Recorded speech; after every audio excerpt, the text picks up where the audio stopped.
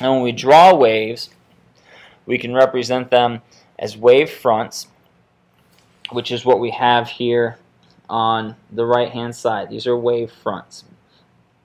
Each one of these lines represents the crest of a wave. And so the distance in between these two, from here to here, that would be the wavelength. These are wave fronts, and it shows kind of the length of the wave, and it's traveling in this direction. We can also represent them as rays, which is what this blue line is. If I were to represent this wave as a series of rays, it would look like this. Now when we're using rays, we can't really get a sense of the wavelength, but rays are significantly easier to draw because you only have to draw one or two to get your point across. So they both have their benefits.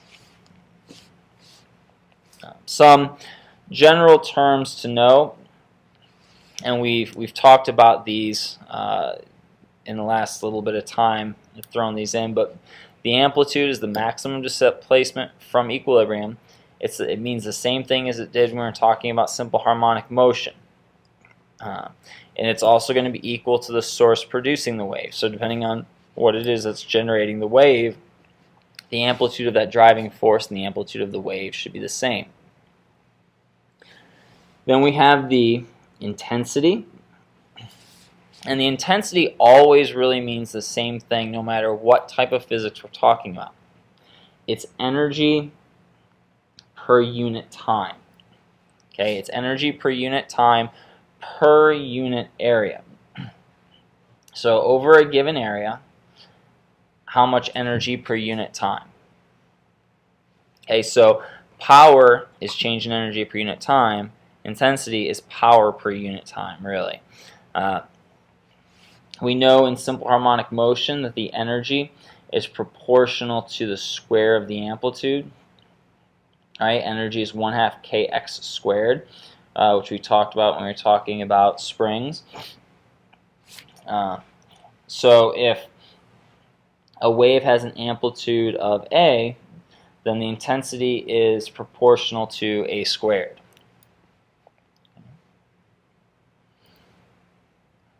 Here are a couple that hopefully we're familiar with. Frequency is simply the number of wave cycles per second.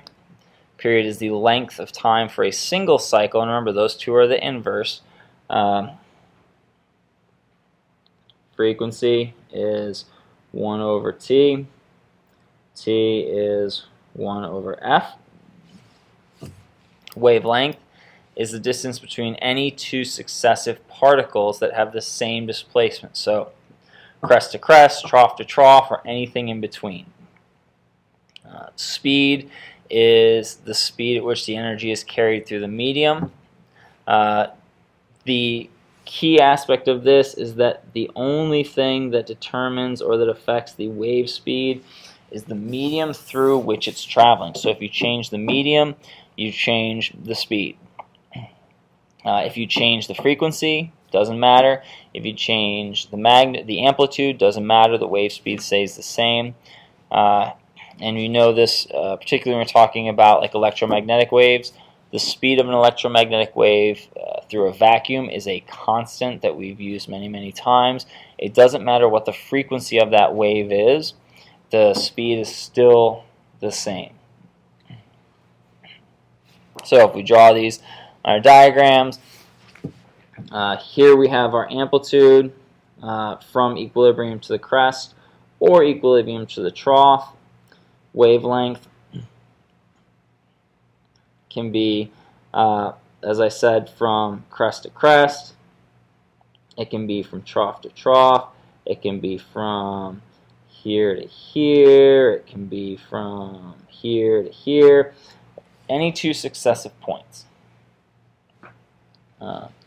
If we're looking at a displacement time graph, our period is the time for one cycle.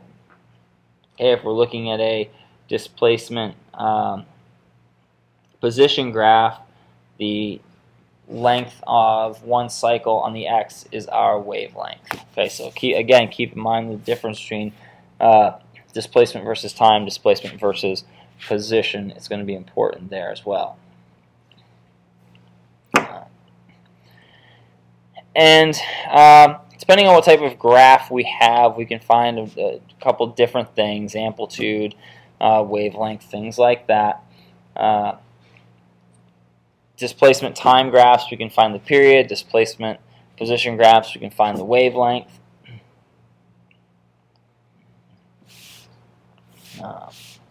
This is all kind of stuff that we've talked about in terms of those two types of graphs. But regardless of which type of graph, you can still find the amplitude in either one, because the y-axis on both is still the displacement. And the displacement, the maximum displacement, is the amplitude, or amplitude is maximum displacement. So regardless of which type of graph you have, either one will give you the amplitude of the graph.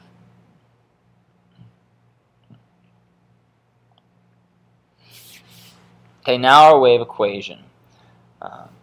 And we're going to use a fairly simple wave equation. We're not going to use the wave equation.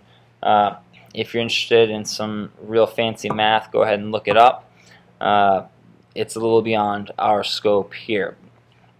But when we're talking about waves, we know that, let's try this color, velocity is distance over time. When we're going to talk about waves, our time is our period. So we'll change our lowercase t to a capital T to represent our period. Distance in waves we represent with wavelength. Right? Wavelength. And so let's throw in our lambda, which is our symbol for wavelength, in. So we have a lambda over period. And we know, as we just mentioned, that the relationship between period and frequency is that the frequency is equal to 1 over the period. So we can replace this 1 over t with f. And so for a wave, the speed of a wave is equal to wavelength, which is this here, times frequency. And that's our very simple wave speed equation. Since, as we mentioned, the wave speed is only impacted by the medium through which a wave travels, you should see that if we increase the wavelength in a system, the frequency should go down, and vice versa. If we decrease the wavelength, the frequency should go up in a given medium.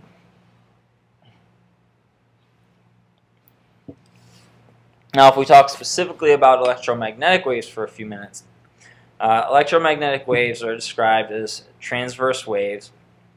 They're made up of an electrical component and a magnetic component. And these electrical and magnetic components are really electrical and magnetic fields. And the magnitudes of those fields oscillate back and forth, and the two are at right angles to each other. They're created by oscillating charged particles. So you have an electron or a proton or some other charged particle that's oscillating back and forth. As we know, a changing electric field creates a magnetic field. We talked about that when we talked about electromagnetism. And then also a changing magnetic field creates an electric field. And so we have this oscillating charged particle that's generating a magnetic field. That magnetic field is changing because the charged particle is oscillating back and forth, and so the changing magnetic field generates a changing electric field, and it's what we call self-propagating. Once it gets started, it continues to go. It regenerates itself. It propagates itself, and it doesn't change directions unless something interferes with it. The interesting thing about our electromagnetic waves is they don't need a medium. Because it's really just a field, fields don't need mediums, and so it can travel through space, which for us is good because it's how sunlight and electromagnetic radiation reaches the Earth to keep us nice and warm and help life survive on Earth. These electromagnetic waves were first predicted by James Clerk Maxwell Again, if you're interested in some slightly more advanced math, take a look at Maxwell's equations. It's really an interesting set of 4 equations that really unifies electricity and magnetism, and it's what brought together what was previously 2 separate studies, the study of electricity and the study of magnetism. Maxwell really joined the 2 into what we now know as electromagnetism, and now it's really one big field. And these equations initially predicted that all electromagnetic waves would have the same speed mathematically, and then Hertz came along 20 years later and experimentally actually verified that he was right, and that the electromagnetic waves did all have the same speed, and now we've unified not only electricity and magnetism but also the study of light. So all of those fields all came together. As we mentioned, our electromagnetic waves are created by accelerating charges, by oscillating charged particles. And remember that in simple harmonic motion, the particles, the objects, are constantly accelerating.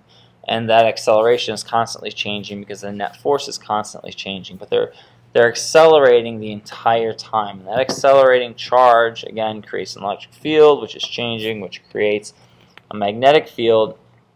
And depending on the frequency of the oscillation of the charged particle, that's what determines the oscillation, or determines the frequency of the electromagnetic waves. So radio waves are generated by particles that are oscillating much slower than gamma rays. Gamma rays are created by particles that are oscillating very, very quickly. Again, remember that the frequency of oscillation doesn't have anything to do with the amplitude. So a stronger signal is due to a higher amplitude, not due to a particular frequency. So keep that in mind. Now, probably the most important part of this entire presentation, and it's going to take about 4 minutes, but it's well worth it, and it's really critical to our moving forward in the rest of the year, is this next component. And so let's, without further ado,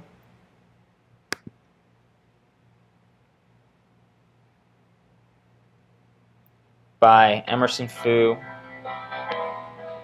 and Wong.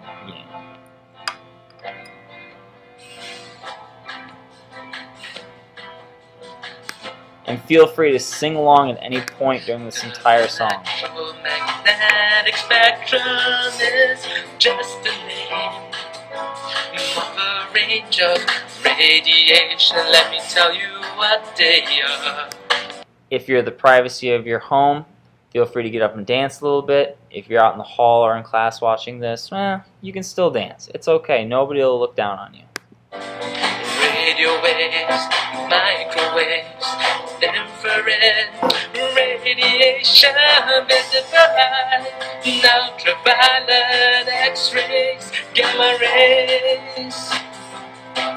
From the TV station to your living room, that is the work of radio waves. Heating food in just seconds, microwaves do that. Heat treatment for illness, take pictures in the dark. They are even in your remote control. Infrared radiation, the electromagnetic spectrum is just a name of a range of radiation. Let me tell you what they are. Radio waves, microwaves, infrared radiation, visible, ultraviolet, X-rays, gamma rays. Red, orange, yellow, green, blue, indigo, violet. That is the only part of the spectrum that can be seen by us. The suntan on your skin kill bacteria and viruses. Used to detect forgery, that is ultraviolet. The electromagnetic spectrum is just a name of a range of radiation. Let me tell you what they are. Radio waves, microwaves, infrared radiation, visible light, ultraviolet, X-rays, gamma rays. See your broken bones and your hidden bombs. That is the work of X-rays. Kill cancer cells and sterilize. Dangerous gamma rays do that. Now we have completed the electromagnetic spectrum. If you still do not understand, then play the song again. The electromagnetic spectrum is just a name of a range of radiation. Let me tell you what they are. Radio waves, microwaves, infrared radiation, visible light, ultraviolet, X-rays, gamma rays. Radio waves, microwaves, infrared radiation, visible light, ultraviolet, X-rays, gamma rays.